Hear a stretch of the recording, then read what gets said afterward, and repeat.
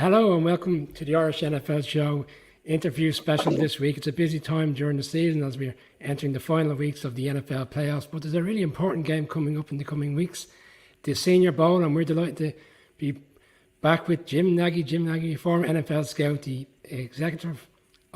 senior executive of the Reese Senior Bowl. Jim, I think this is the third time you've been on the show. You're very welcome back to the Irish NFL Show. I'm honored every time I come on. I can't believe I'm a third timer. So appreciate you guys having me back on. Jim, I'm really enjoying that suit in which you're wearing today. I appreciate you really getting dressed up for the show. I think you're wearing the Senior Bowl tie as well. Just for you guys. This doesn't happen very often. I'm usually kicked back like you guys are, looking nice and relaxed. Again, this doesn't feel like me, but once in a while you have to do it. Jim, the past few times you've been on with us, we spoke about the situation in terms of COVID, and everybody's had to deal with that, the enormity of everything that's happened over the course of the last few years, whether it's the Senior Bowl, whether it's the NFL.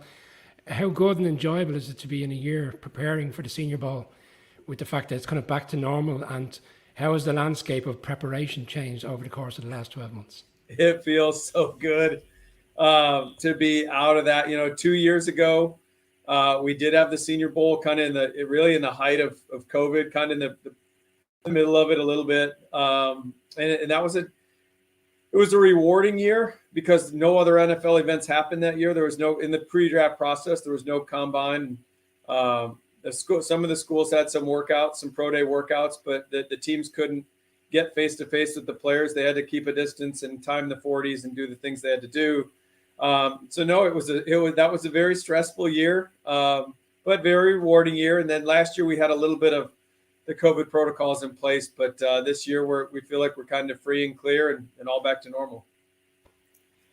Well, I think as Brian has said, and everyone, and we know the saying is the draft starts in Mobile, but truly, I think last year, Jim, was it 45 of the top 100 had some Senior Bowl connections, and as a result, you had 4 key members of your team who were plucked to the various scouting departments across the NFL, which is a testament to the work that you and the team do there. So you've obviously had to refresh the ranks, and I think you have over 160 years of scouting and front office experience. But, we see this, the NFL is going through this at the moment with the interviews that are going on. For you, I suppose, acting as a GM and having to refresh the ranks, what's that process like for you? First of all, thank you for bringing that up. I mean, it's a good problem to have. We want our guys to move on. The way we set up this department, 4 or 5 years ago now, was to get guys that get let go in the NFL.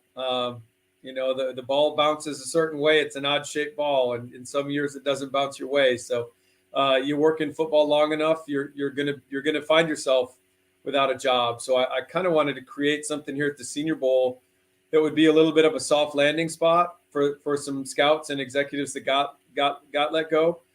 So we kind of restock it every year after the draft in May and June.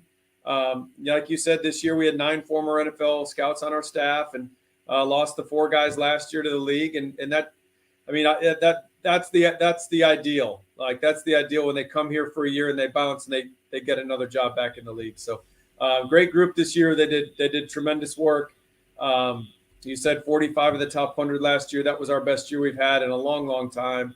106 players. Again, we got to get better this year. We had 2 years in a row with 106. We got to get better. But no, this year's staff did a great job. We had a great in-house staff of 3 young guys, scouting assistants. I've got a great director of football operations, Matt Kelly, who's doing a great job right now helping put together this year's game. I'm sure we'll get to the coaching stuff, but there's a lot more balls in the air this year with our new coaching format, and Matt's doing a great job spearheading that. So can't say enough about not only our football staff, but our office staff, the sponsorships, the social media, everything we do in the operation. I'm blessed to be around great people for sure. Jim, last year you spoke to us about the different environments in which different players come from, whether it's their personal environment, the college in which they come from, various different programs, and how you're kind of preparing and putting all that back together. And some people now who've been to the Senior Bowl, such as Davis Webb, who's a former MVP of the game, now there's a lot of talk of him potentially getting an opportunity to be a coach in the league. And obviously, he played the final game of the season for the Giants, but it's a continuous trend that comes around that at some stage he will be coaching in the league. When you're looking at these players from afar, albeit like you're around them at that time of year, do you ever think that guy's got the attributes to potentially be a coach in the league? Never mind actually the situation that they're in terms of becoming a player in the league. Definitely, especially when you work for a team and you're out at the schools all the time. You hear it from some coaches will tell you this guy's going to be a great coach someday. Josh McCown is another guy that is a Senior Bowl alum who I think is going to get an opportunity at a big job. And we've got a guy coaching in this year's Senior Bowl, Sean Dion Hamilton, who just played linebacker at Alabama. I want to say Sean Dion came out one of my last years at the Seahawks before I took this job. So I don't know, 5-6 years ago. And Nick Saban, when you went into that Alabama staff, that's the first thing they talked about was how intelligent he was. And he was in Detroit. He was with the Detroit Lions in training camp this year. I don't know if you guys saw the HBO Hard Knocks with the Lions and Dan Campbell this year. That was a lot of fun to watch. And so when they went to release Sean Dion in camp this year, they told him, don't go far because we want you to stay on, but as a coach. So, and they got off to a rough start. So I think they started 1-6 or 1-7. They had to let their DBs coach, Aubrey Pleasant, go. And so they plugged Sean Dion into the defensive backs room. And that he was a linebacker by trade, so not even a position he'd played before. But he was so good in the classroom and such a good teacher, so good with the players that, they got him right up to speed. And now I'm excited to bring him back down here. It's kind of a big deal that we've got a former Alabama player coming back to this state that's going to be coaching the game. Jim, I'm really interested in getting your opinion as a former scout, as somebody, the executive director of the Reese Senior Bowl. You see the college prospects, you've seen them, you know what it takes to be in the NFL. And we're obviously, this is a game that's constantly in development. That's one of the reasons we love it, is there constantly changes and teams are always doing things. But one of the things that maybe we've seen in the past couple of years is the way in which rookie cornerbacks are able to transition to the league and hit the ground running in a way that maybe they didn't previously. I'm thinking, Sauce Gardner, Tariq Woolen, Pat Surtain, Derek Stingley, and so on. And obviously, look, I think that the first three there, Sauce is all pro, Pat Surtain is there as well, and Tariq Woolen had an unbelievable season. In terms of is that down to the way in which the NFL is changing and maybe mirroring the college game, or is it just like that we're seeing a particularly talented group of players and that's the reason those young guys are making the transition? That is a great question. I love that question. It's making me think here a little bit. I would say it's probably a confluence of all those things. We are seeing kind of a trickle up.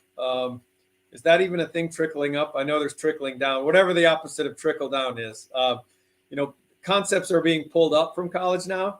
Again, they're throwing the ball so much at the college level. I think a lot of these college corners are more pro ready. You bring up Tariq Woolen, and that's a guy that just bringing it back to last year's game a little bit. I really didn't think Tariq would get out of the third round. You've got a guy with rare, and I don't use the word rare. I don't throw that around lightly. 6'3.5" with 33 plus inch arms and running 4.26. There's never been a guy like him. So most of the league thought he was developmental, that it might take him a year or two before it really clicked and you'd get him on the field. I know a lot of teams thought, hey, this guy's going to be a really good special teams player right away, but we don't know how quickly we can get him on the field. And even Seattle didn't think that, or he wouldn't have lasted to the fifth round. But I think what Tariq's case is a perfect example of a player and a fit, a program fit, a cultural fit, a coaching fit.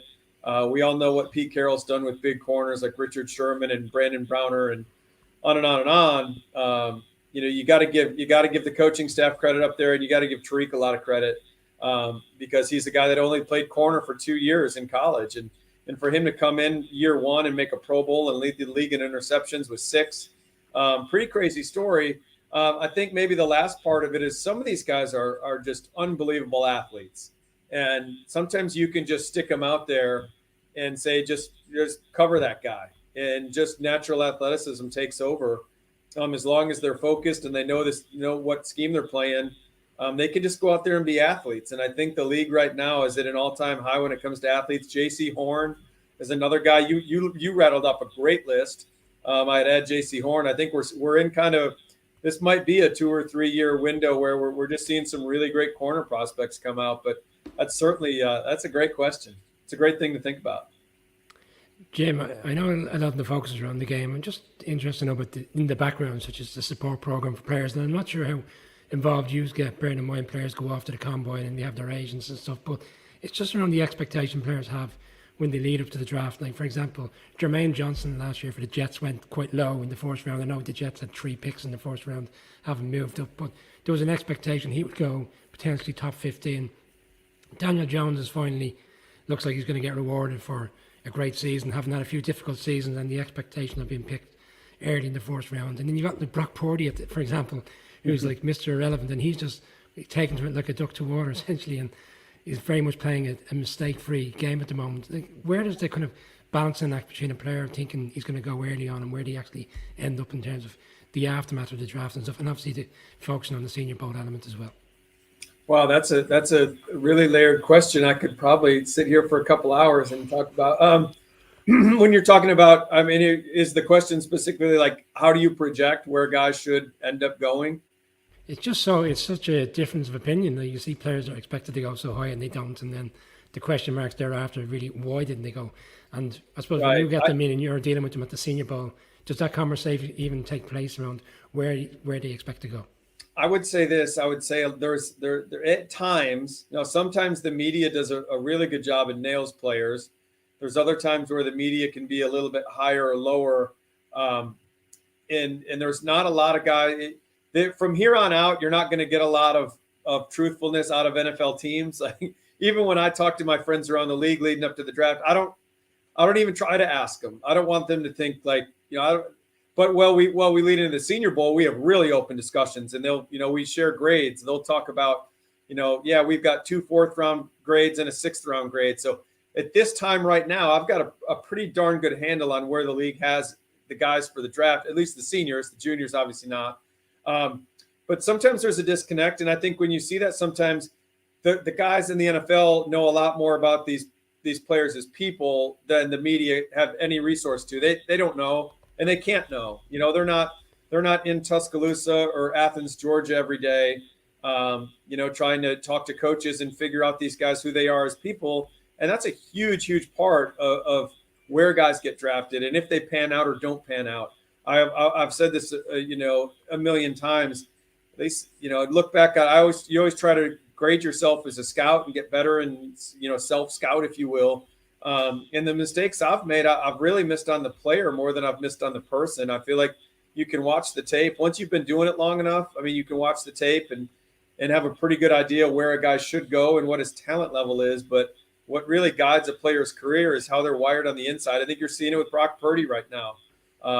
Guys that can kind of outplay where they get drafted. So I don't know if I'm answering your question correctly, but I think that's when you see guys when you hear about risers and fallers, I think some of that is based off where the media has guys graded. There's even a couple guys in this year's class right now, and I will not share their names, but that the media has, a lot of 1st-round love for, that talking to teams, the teams have got them in, the 4th and 5th round. And probably some of that is due to what they know about the football character and the personal character of these players. But some of it's the talent too. So there's just sometimes there can be a gap. And again, sometimes the media does an awesome job. I mean, it's really hard to peg a player what round he'll go in, and when really what is what he is as a player. Because to me, like, as an evaluator, I always let the person really guide me to my grade. You grade the talent, but whether you push high or pull down a little bit, like a round or two, like that's always based off the makeup of the guy. But again, that's why the Senior Bowl is so imperative. I recall last year's coverage from the Giants of Joe Shane, and the sideline, and he was questioning everything that players were doing, and he was asking what's their mental toughness like, what's their attributes, and he was marking every little bit of insightful information down. So what you do is just so significant in the process. Yeah, Joe's a scout at heart. Joe's a great scout. We actually broke into the NFL right at the same time, right around 2000. So I've known Joe a long time. So that doesn't surprise me that he was down here. And if you're really dialed in, and especially, we credential 3 guys per team to be on the field. When you get right up there and you can see facial expression and body language and how guys respond to getting beat, and how they take coaching and apply that coaching for the next rep, like that's why the O-line, D-line one-on-ones to me is the best part of the week, because there's back-to-back reps. Even the wide receiver DBs don't do that. With the O-line, D-line, I mean, you're going to see a guy get whooped. He's going to take a coaching point from a coach, and then, 15 seconds later, get back in his stance and have to take on that same player again. So that stuff, there's some awesome takeaways from that. But you're right. I mean, the Senior Bowl week is critical. I'm kind of in a biased chair right now, but I always felt that way when I scouted, is that it's really, you think about it, from late January until the end of April, to learn these players, that is a really condensed period of time, especially when you're talking about high draft picks that you're going to have to go to your owner, who's going to be spending tens of millions of dollars on. And this is a week-long exposure. I mean, you get 7 days with these guys, whereas the rest of the process, you might see them for a day or two at the combine. The rest of the time, they'll be off in medicals. And so there's not a lot of time in Indy. And you can go to the pro day and hang out and take a guy to dinner the night before, lunch after, but then you're on to the next school. And then you can bring him into the building on a 30 visit and spend, a good chunk of a day with a guy. But it really is a small window. So to me, that's what I sell our players on, is you come to Mobile. It's a relaxed environment. It's an entire week. You're going to meet with every single team. They're going to see you practice. They're going to see you interact with your teammates. They're going to see you take coaching. So if you come down here as a player and you put your best foot forward, you can really help yourself, even if it's just on the intangible part, in selling teams on who you are as a competitor and a tough guy and all the things the league values.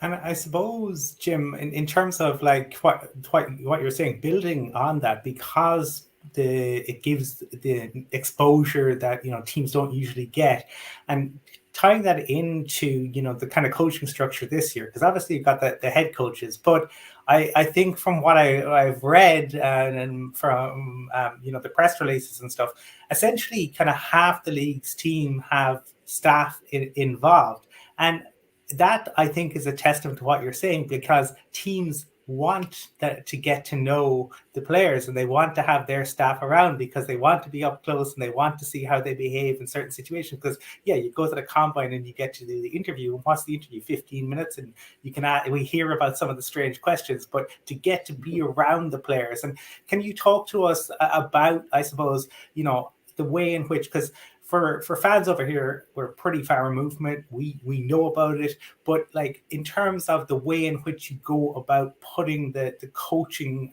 pieces together.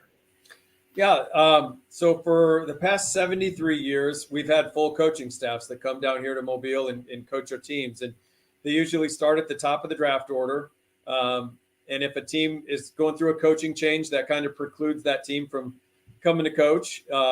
But we usually end up with a couple teams drafting in the top 10 to come coach. And it's a real turnkey operation. They charter a flight and they bring all their coaches, they bring their support staff, and they land in Mobile and they hit the ground running. We changed it up this year. We're going to have, like you said, we're going to have 16 teams, 16 of the 32 teams down here represented on our coaching staffs. And again, it was a little bit of a change up. We got a curveball thrown to us in the middle of the summer from the league office, and wasn't real happy when I got that phone call. But the more time I've had to digest it, I think it's going to be a good thing for our players because of the exposure to all the teams. Rather than just having two teams down here with kind of behind the scenes knowledge, because again, all 32 can be out on the practice field and have takeaways from that.